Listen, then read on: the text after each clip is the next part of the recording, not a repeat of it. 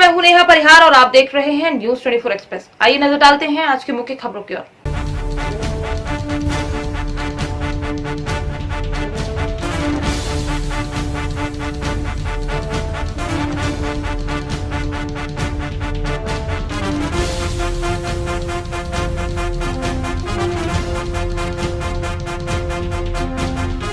सिहोरा में न्यायालय परिसर में युवा अधिवक्ता सूर्यभान सिंह पर गोली मारकर हत्या के प्रयास का विरोध करते वकीलों के लिए प्रोटेक्शन एक्ट लागू करने की मांग को लेकर गुरुवार को अभिभाषक संघ ने पीएम और सीएम के नाम अपनी मांग का ज्ञापन एसडीएम राजेश मेहता को सौंपा। ज्ञापन में संघ के अध्यक्ष अरविंद तिवारी और मुकेश रघुवंशी ने बताया कि कुछ दिन पहले सिहोरा के न्यायालय परिसर में युवा अधिवक्ता पर गोली मारकर हत्या का प्रयास किया गया। इसके विरोध में गुरुवार को सुबह 10:30 बजे दोपहर 2 बजे तक आधे दिन न्यायालयीन कार्रवाई में भाग न लेकर प्रतिवाद दिवस मनाते हुए अपना विरोध दर्ज कराया जा रहा है। उन्होंने बताया पिछले कई सालों से लगातार अभिभाषक संघ द्वारा प्रोटेक्शन एक्ट लागू किए जाने की मांग करते आ रहे हैं, लेकिन अभी तक सरकार द्वारा हमारे इस मांग को पूरा नहीं किया गया। इस कारण अधिवक्ता साथियों को आए दिन इस प्रकार की घटनाएं हो रही है। ज्ञापन में अभिभाषक संघ के सदस्यों ने मांग की है कि हम लोगों की सुरक्षा को देखते हुए सरकार से जल्द अधिवक्ता प्रोटेक्शन एक्ट लागू करें। ज्ञापन देते समय जितेंद्र सोलंकी, सुरेंद्र शर्मा, नरेंद्र बघेल, धर्मेंद्र सोलंकी, मानकलाल प्रजापति, प्रदीप लाहौरी, कमला पाशा माथुर, सुनील भास्कर, अनिल द्विवेदी, सत्यनारायण शर्मा सहित बड़ी संख्या में अभिभाषक संघ के सदस्य मौजूद थे। अपनी 18 सूत्री मांग को लेकर मध्य प्रदेश राज्य कर्मचारी संघ ब्लॉक अध्यक्ष जितेंद्र सिंह रघुवंशी और तहसील अध्यक्ष रघुवीर सिंह बघेल के नेतृत्व में मुख्यमंत्री के नाम तहसीलदार नियति साहू को ज्ञापन सौंपा। ज्ञापन में संघ ने मांग की है कि शासकीय कर्मचारियों की रोकी गई वार्षिक वेतन वृद्धि प्रारंभ कर एरियर भुगतान किया जाए, केंद्र के समान महंगाई भत्ता दिया जाए, लंबित अनुकंपा नियुक्ति की जाए, कर्मचारियों को पदोन्नति की प्रत्याशा में पुलिस विभाग में प्रदान ईडी किए जा रहे पदनाम को सभी विभाग में लागू किया जाए, विभिन्न विभागों में कार्यरत संविदा कर्मचारियों को 90% वेतनमान देकर लाभान्वित किया जाए, उन्हें नियमित किया जाए, विभिन्न विभागों में व्याप्त वेतन विसंगतियों को समाप्त कर अग्रवाल वेतन आयोग की शेष अनुशंसाओं को लागू किया जाए, अध्यापक संवर्ग के रुके हुए क्रमोन्नति आदेश जारी किए जाए, पंचायत शिक्षा विभाग सहित सभी विभागों में अंशदायी पेंशन के स्थान पर पुरानी पेंशन लागू की जाए। आज आपके द्वारा तहसील मुख्यालय पर ज्ञापन दिया किस संदर्भ में दिया?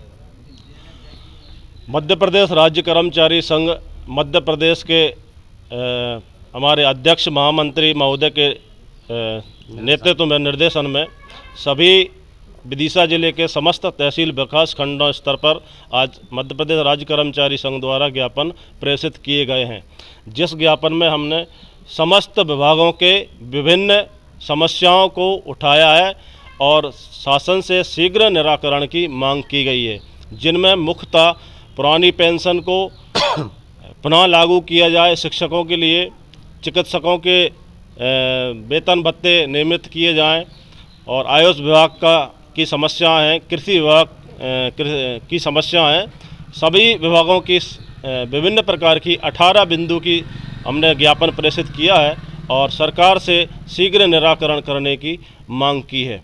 अगर आपकी मांग नहीं मानी जाती तो आगे क्या प्रक्रिया है? हमारा ये आंदोलन चरणबद्ध तरीके से तहसील स्तर से प्रारंभ हमने कर दिया है, जिसका आज हमने ज्ञापन देकर शुभारंभ किया है। इसके उपरांत जिले में ज्ञापन दिया जाएगा। इसके उपरांत भी मांगें अगर नहीं मानी जाती हैं तो राज्य स्तर पर आंदोलन कर, धरना प्रदर्शन कर ज्ञापन प्रस्तुत किए जाएंगे। माननीय मुख्यमंत्री महोदय और समस्त विभागों के प्रमुखों को सूचित किया जाएगा और ज्ञापन के माध्यम से उन्हें निवेदन किया जाएगा कि हमारी मांगों का शीघ्र निराकरण करें।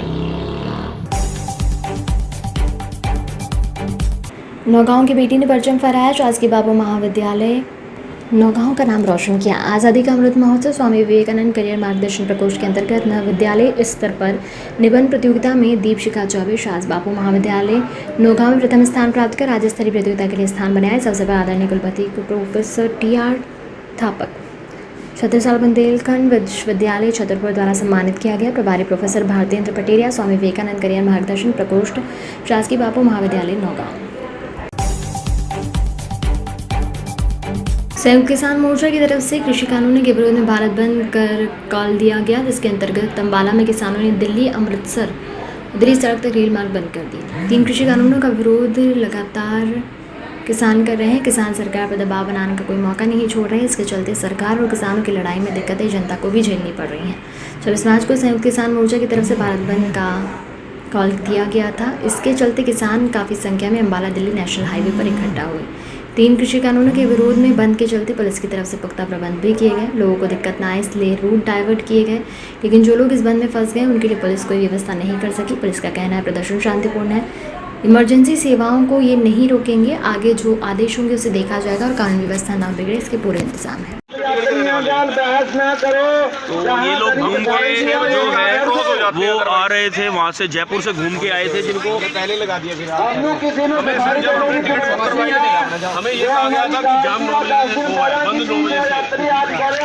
किसानों ने तो बड़ा दुख दिखाया, उन्होंने गाड़ी का रेट जो लोग घूम के आ रहे थे उनके लिए जो है ये गाड़ी नहीं। जी क्या कुछ इंतजाम किए गए, क्या प्लानिंग रही है जाम को लेकर?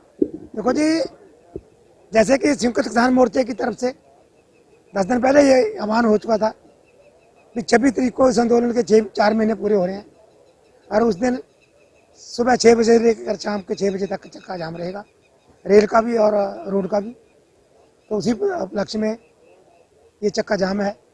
इस चक्का जाम के दौरान एम्बुलेंस को आने जाने का हमने इंतजाम कर रखा है और किसी को स्कूल में कोई एग्ज़ाम देना है, कहीं टेस्ट देना है, उनके लिए भी हमने आने जाने की छूट दी हुई है।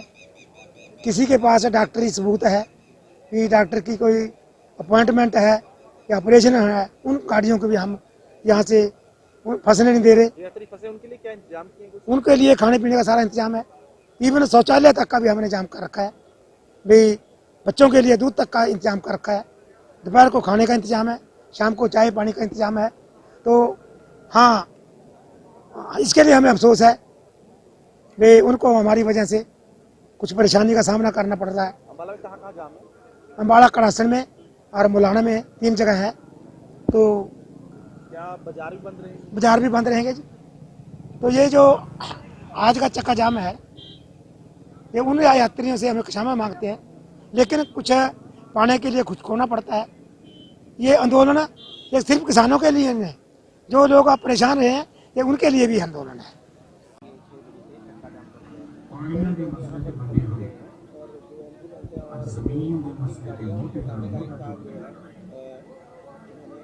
क्या कुछ नहीं, जैसा आपको पता है कि किसान जो संयुक्त मोर्चा है उसके द्वारा आज भारत बंद का ऐलान किया गया। उसके संबंध में जीटी रोड और रेलवे ट्रैक इन्होंने दोनों जाम का आह्वान किया हुआ, लेकिन हमारी रिक्वेस्ट पे और इन्होंने खुद भी इसके इंतजाम कर रहे हैं कि आर्मी की व्हीकल या एम्बुलेंस कोई ना फंसे और कोई इमरजेंसी सर्विस और भी होगी तो उसको भी ये जाने देंगे। ऐसा कोई हार्ड एंड फास्ट नहीं है और पीसफुल इनका प्रदर्शन है, जैसे आगे आदेश होंगे देखे जाएंगे। कानून व्यवस्था ना बिगड़े इसके लिए क्या? इसके लिए हमारे पुलिस के पूरे पुख्ता प्रबंध है। 25 मार्च को नगर पंचायत की सामान्य सभा की बैठक थी। बैठक में कई विषय थे, जिसमें पंडेरिया के सड़क निर्माण, तालाब में वाटर पार्क निर्माण, दुकानों के प्रथम तल में दुकान निर्माण शामिल था। बैठक के विषय में पिछले कई सालों से विधिक सलाहकार सतीश संघानिया को हटाने का विषय भी था, जिसका कांग्रेस के पार्षद सूरज नामदेव, क्रांति ताम्रकार, लियाकत अली, चेतन देवांगन, नारायण चतुर्वेदी, दिलीप ओगरे, एल्डरमैन महेश दास, हबीब खान, बालक दास जहरिया, कांग्रेस नेता अयूब कुरैशी, मोहसिन खान, अमित टंडन ने विरोध प्रदर्शन किया। नेताओं का कहना है कि उनके ऊपर 20 साल में कोई दाग नहीं है। वार्ड 15 के पार्षद दिलीप ओगरे के द्वारा दिव्यांग युवा को ट्राईसाइकिल प्रदान की गई, जिसमें सभी पार्षद मौजूद हैं। सतीश सिंघानिया 20 साल से नगर पंचायत गंडई में विधिक सलाहकार उनको हटाने का विरोध कर रहे हैं। ट्राईसाइकिल दी गई, राज्य शासन की योजना द्वारा दी गई, दिव्यांग को दी गई। नगर पंचायत गंडई के विधिक सलाहकार को बिना मुद्दे के हटाया जा रहा है, जिसका हम सभी पार्षद विरोध करते हैं।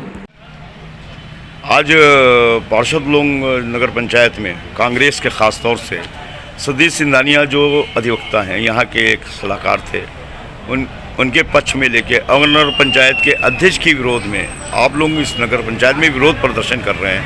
मेन कारण क्या है?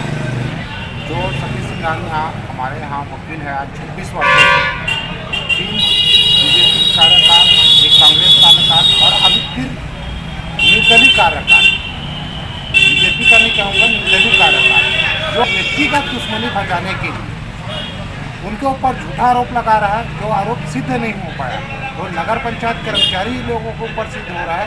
उसके बाद अपना व्यक्तिगत दुश्मनी भजाने के लिए उनका हटाने का प्रस्ताव रखा, जिनका हम पूरे जोर से विरोध कर रहे हैं जी।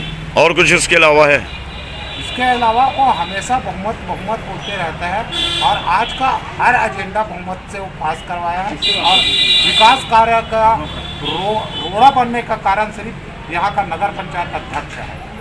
अपना नाम और पद बताइएगा। मेरा नाम लियाकत अली, विपक्ष के नेता, वार्ड नंबर 7 पार्षद। बताइएगा पार्षद महोदय चैतन्य मोहन जी, आज ट्राईसाइकिल दी गई है विकलांग, इसका कहाँ से क्या है? जी आज ये ट्राईसाइकिल दी गई है, ये हमारा राज्य सरकार द्वारा जो जगह जगह वितरण किया जाता है, उसके द्वारा एक ट्राईसाइकिल नगर पंचायत गंडे को भी मिला था। उसमें हमने हितग्राही को बुलाकर हमारे सभी सम्मानित कांग्रेसियों द्वारा वितरण किया गया। इसके अलावा और कुछ? इसके अलावा आज सामान्य सभा का बैठक भी था, जिसमें कुछ विभिन्न मुद्दों पर चर्चा हो रहा था। तो एक प्रमुख मुद्दा था, विधिक सलाहकार को हटाने का आया था। तो हमारे जो अध्यक्ष महोदय जी है श्यामपाल ताम्रकार जी, वो हमारे एक विधिक सलाहकार है, उस पर बेवजह आरोप लगा दिया है, जो आरोप कहीं सिद्ध नहीं होता। हमने सीएम साहब से बात किया, उनके द्वारा भी बताया गया था कि वो फाइल अभी तक विधिक सलाहकार को नहीं दिया गया है, लेकिन उसके बाद भी बिना आरोप के उनके द्वारा आरोप लगा दिया गया है कि वो हमारे नगर पंचायत में कोई भी कार्य नहीं करता। और हम लोग किसी का विरोध कर रहे हैं, भाई किसी को जब हटवाना है तो आरोप मत लगाइए, बिना आरोप के भी आप हटा सकते थे, लेकिन आरोप लगा किसी को बदनाम करना ठीक नहीं।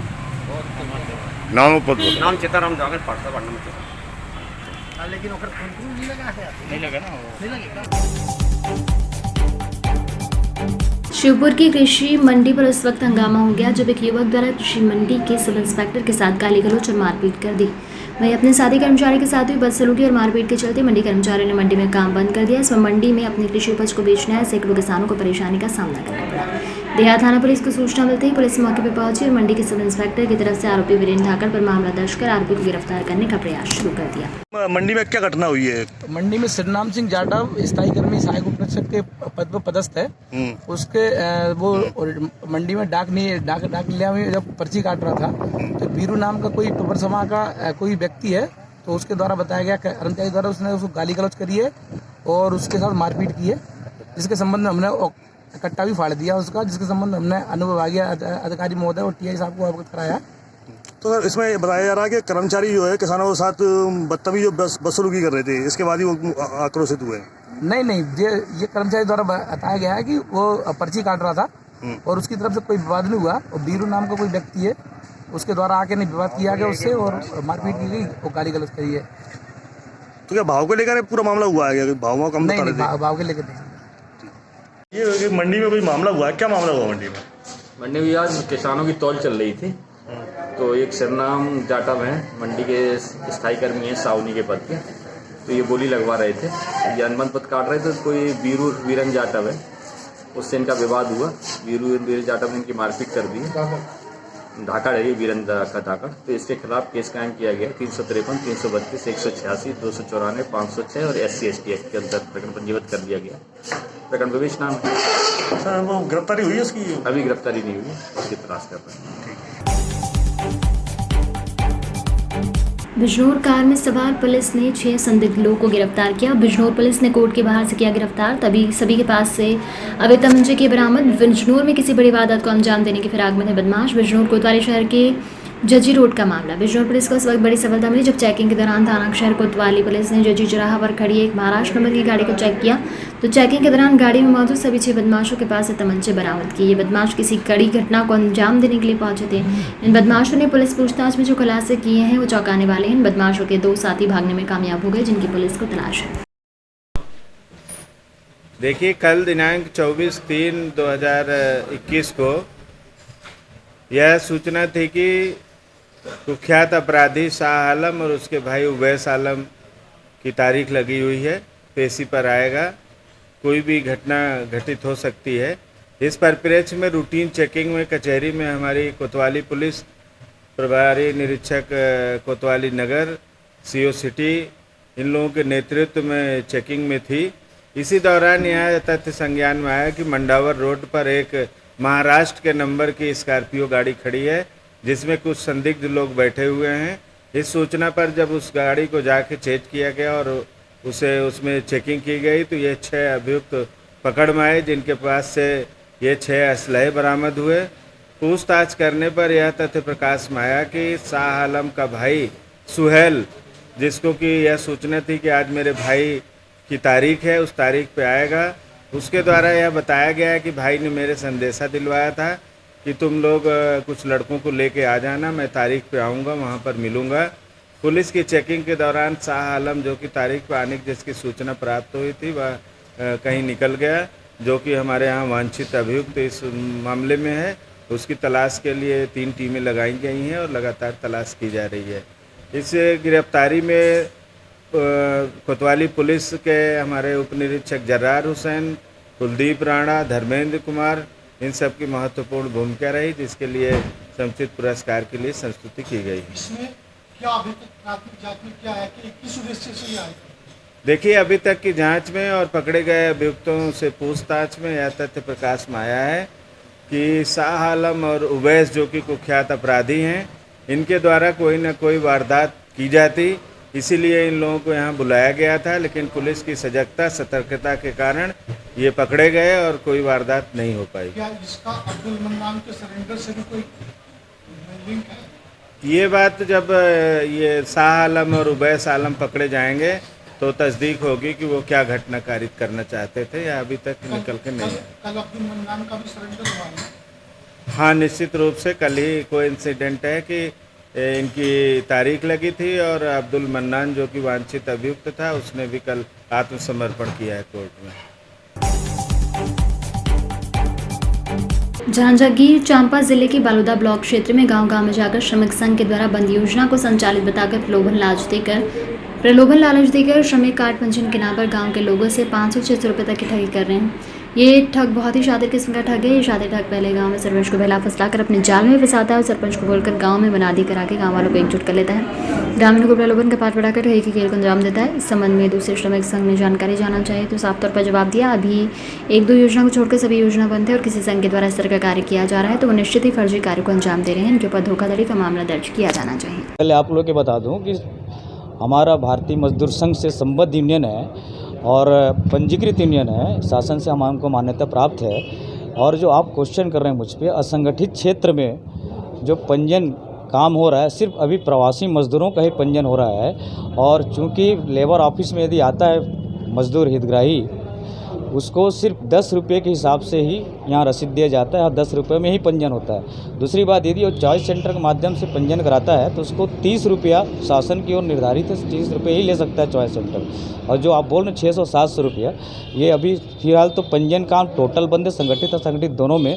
सिर्फ प्रवासी मजदूर का हो रहा है, वो डायरेक्ट लेबर ऑफिस से और इसमें जाके किया जा सकता है। ये पूरा फर्जी है और इसमें लेबर ऑफिस अफसर को इसमें संज्ञान लेना चाहिए और इसमें छानबीन करना चाहिए। जैसे आपने बताया कि यहाँ पे पंजीयन हो रहा है, मुनादी करार और मुनादी हो रहा है तो किसके आदेश पे हो रहा है, इसमें कार्य होनी चाहिए। सरपंच अपने मन से किसी प्रकार का बिना कलेक्टर के, बिना सीओ के परमिशन के मुनादी नहीं करा सकते इस मामले में। 600 रुपये बोली से 300 रुपया अभी जमा करवाए है और 300 रुपया काट दे है तो 316 दिया कहे श्रमिक कार्ड बने से श्रमिक कार्ड बनाओ, इमा कुछ तुम्हें योजना मिली सके कहीं से और सब गांव के बहुत जन बनवाए हैं और 600 रुपये सब दे के बनवाए हैं। नहीं मालूम नहीं हुआ काम बुनियादी हो से श्रमिक कार्ड बनना है कि अब वो कोटवार करी से बुनियादी ला। संस्कृत तथा बचाओ मंच के अध्यक्ष चंद्रशेखर तिवारी ने कोरोना गाइडलाइन का और शासन के आदेशों का पालन करते हुए सांकेतिक रूप से रात्रि 8 बजे होलिका दहन किया जाए। इससे महामारी मान्यता बनी रहे और किसी प्रकार से नियमों का उल्लंघन न हो, क्योंकि होलिका दहन का महत्व रात्रि को। इस कारण समिति के गिने चुने कार्यकर्ता सांकेतिक रूप से पूजन कर होलिका का दहन करेंगे। तिवारी ने कहा, जिस प्रकार से मंदिर सिक्के माइक से अनाउंस कर रहे हैं उस सभी लोग कोरोना काल का पालन करें और किसी भी प्रकार से बाहर ना निकलें। सभी लोगों की होलिका का दहन हम आपकी तरफ से कर रहे हैं, किंतु 6-15 पर होली जलाने का कहीं कोई नियम नहीं है।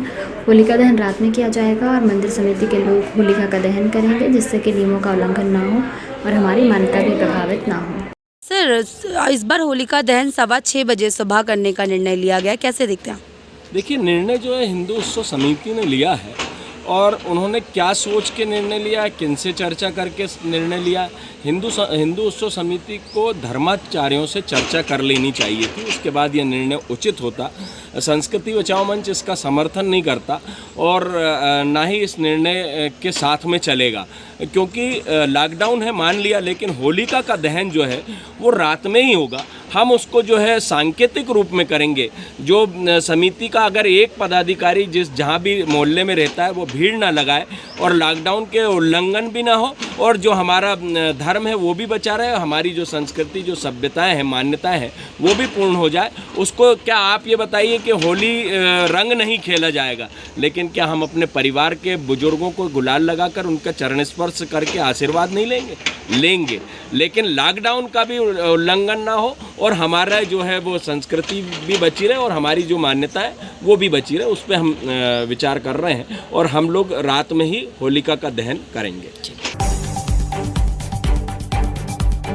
छत्तीसगढ़ के जिला मुंगेली सोशल डिस्टेंसिंग का रखा गया विशेष ध्यान। सिटी कोतवाली मुंगेली में शांति समिति के सदस्यों की बैठक आहूत किया था, जिसमें वर्तमान स्थिति कोरोना के बढ़ते प्रभाव को ध्यान में रखते हुए होली पर्व हेतु राज्य सरकार तथा जिला दंडाधिकारी द्वारा जारी आवश्यक दिशा निर्देशों का कड़ाई से पालन करने का अवगत कराया गया। बैठक में उपस्थित सभी सदस्यों को एक स्वर में शासन द्वारा जारी समस्त निर्देशों का कड़ाई से पालन करने को आश्वस्त किया। बैठक में उपस्थित अतिरिक्त पुलिस अधीक्षक सुखनंदन राठौर के द्वारा बैठक में उपस्थित सदस्यों को कोरोना वायरस के संबंध में जारी निर्देशों का विस्तार पूर्वक जानकारी दी गई। साथ ही होलिका दहन हेतु इमारती लकड़ी का उपयोग नहीं करने, शराब का सेवन नहीं करने, ऑयल पेंट का उपयोग नहीं करने और दूसरे धर्म के लोगों का अनादर नहीं करने, सांप्रदायिक सौहार्द बनाए रखने के संबंध में जानकारी दी। बैठक में अतिरिक्त पुलिस अधीक्षक सीधी तिर्की, अतिरिक्त पुलिस अधीक्षक अनिल कुमार सोनी, एसडीओपी तेजराम पटेल, तहसीलदार अमित सिन्हा, सीएमओ मुंगेली मनीष बारे, नगरपालिका अध्यक्ष संतुलाल सोनकर, शाह नगरपालिका अध्यक्ष हेमंत गोस्वामी सहित पत्रकार उपस्थित रहे। आगामी होली त्यौहार के मद्देनजर शांतिपूर्ण और कानून व्यवस्था स्थापित रखने हेतु शांति समिति का बैठक ली गई है। उसमें जो कोविड संक्रमण के खतरे को देखते हुए जो कलेक्टर सर के द्वारा जो आदेश जारी किया गया है, गाइडलाइंस हैं, उनको भी अवगत कराया गया है और उनका पालन करने के लिए अपील की गई है। उदयपुर जिले के भिंडर के गुलाब सिंह राजकीय सामुदायिक स्वास्थ्य केंद्र परिसर में बुधवार को विश्व क्षय दिवस कोरोना महामारी और केंद्र और राज्य सरकार की कोरोना प्रोटोकॉल को ध्यान में रखते हुए चिकित्सा संस्था के पदाधिकारियों और कर्मचारियों द्वारा मनाया गया। इस दौरान चिकित्सा अधिकारी प्रभारी डॉक्टर नरेंद्र सिंह शक्तावा, डॉक्टर राजीव आमेटा ने टीबी संक्रमण बचाव को लेकर अपने विचार व्यक्त किए। भिंडर ब्लॉक सीएमएचओ संकेत जैन ने 2 सप्ताह से अधिक दिनों से हो रही खांसी के मरीजों की सरकारी स्वास्थ्य केंद्र में जाँच करवाने के लिए कर्मचारियों को बताया और सभी कर्मचारियों को टीबी मुक्त भारत बनाने में पूर्ण योगदान देने, टीबी स्लोगन लिखने, बैनर वाले वाहन से माइक के जरिए आमजन को टीबी रोग के बारे में जागरूक किया जाएगा। आज 24 मार्च विश्व क्षय दिवस है। ये बीमारी गरीबों की बीमारी कही जाती है, पर आजकल ये सभी में हो रही है। इस बीमारी में 2 सप्ताह से ऊपर की खांसी के साथ बलगम और बलगम में खून आना मेन सिम्टम है। साथ में ठंड लग के बुखार आना, ये सब होता है। इस बीमारी से बचाव के लिए जिसको टीबी है उसका सही टाइम पे इलाज करावें। 6 महीने का मिनिमम कोर्स है, इसमें 3 स्टेज है। आराम से 6 महीने के इलाज में बीमारी खत्म हो जाती है। जितने भी टीबी के मरीज निकलते हैं उनका सीबी नाट कराना, ये एक जीन की जांच होती है जिसमें टीबी किसी के रेजिस्टेंट तो नहीं है। जो अपन 6 महीने की बीमारी की दवाई देते हैं उससे रेजिस्टेंट तो नहीं है, उसके लिए ये जांच होती है। जिसको भी स्पुटम की जांच करवाई है उसका शुगर की जांच और HIV की जांच कराना भी जरूरी है।